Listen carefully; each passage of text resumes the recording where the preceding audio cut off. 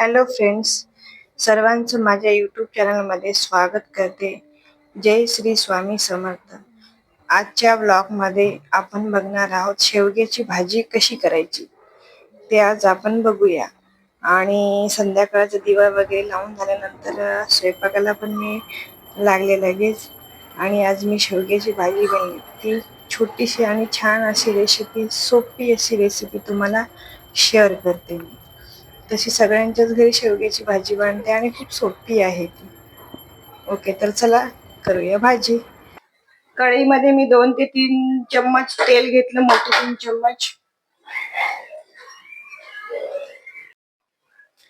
तेल थोडं तापल्यावर मी त्याच्यामध्ये जवळजवळ अर्धा ते जवळजवळ 1 चम्मच टाकली जिरे.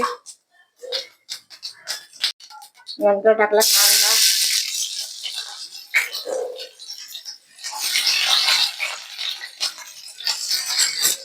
त्याला छानपैकी परतून घेतलं.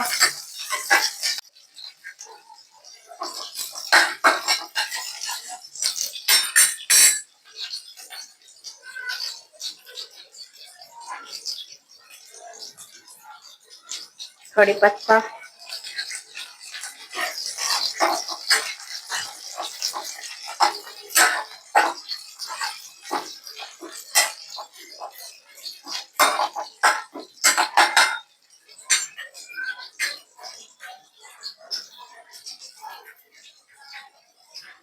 कांदा थोडासा तांबूस झाल्यानंतर टाकली जिरे लसूण पेस्ट.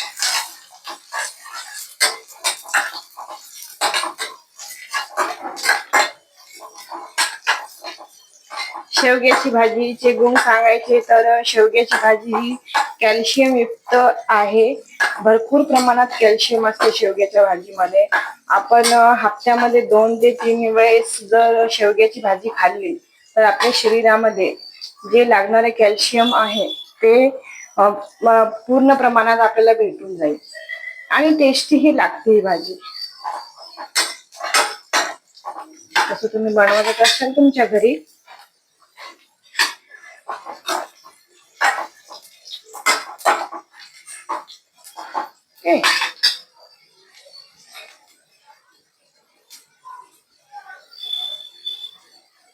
तर आता आपण टाकू अर्धा चम्मच हळद, जवळजवळ अर्धा चम्मच मसाला, गरम मसाला.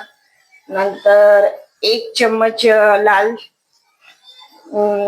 तिखट, 1 आणि अर्धा चम्मच. आणि चवीनुसार मीठ. ओके,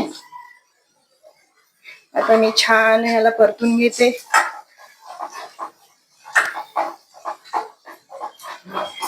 छान परतवल्याच्या नंतर मी टाकते याच्यामध्ये टोमॅटो.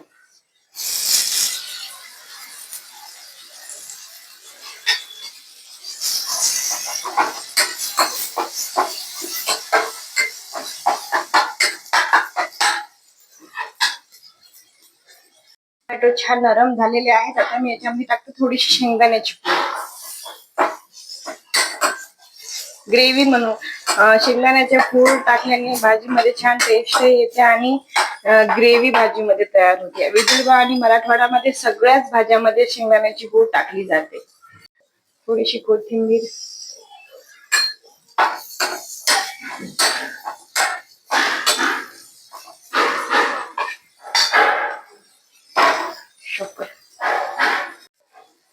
आता मी ह्यामध्ये टाकते शेवग्याची शेंगा.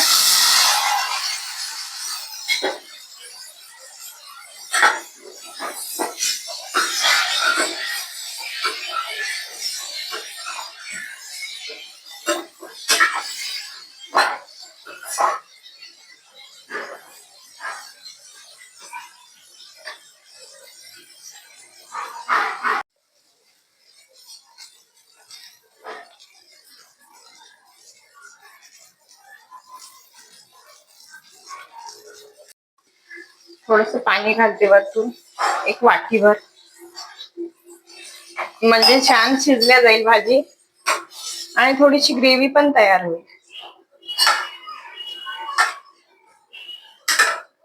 बघू शकता तुम्ही किती छान भाजी झालेली आहे.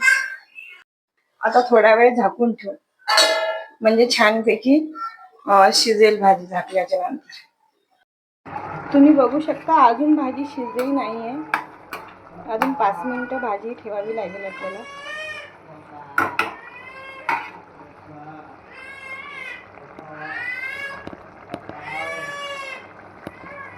थोडा वेळ झाकून ठेवू आणि नंतर तुम्ही बघू शकता भाजी छानपैकी शिजलेली आहे. आता मी थोडीशी वरतून टाकते कोथिंबीर.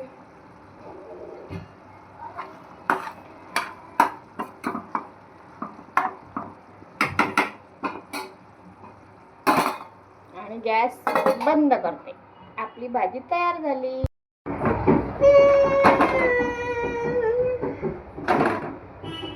दोन भाकरी बनवल्यात मी.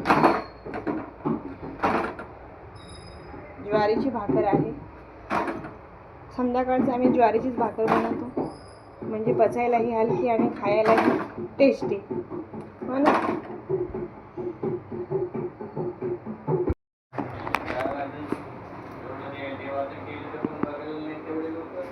बघू शकता तुम्ही शेवग्याची भाजी, मसुरीची डाळ, भात आणि भाकर.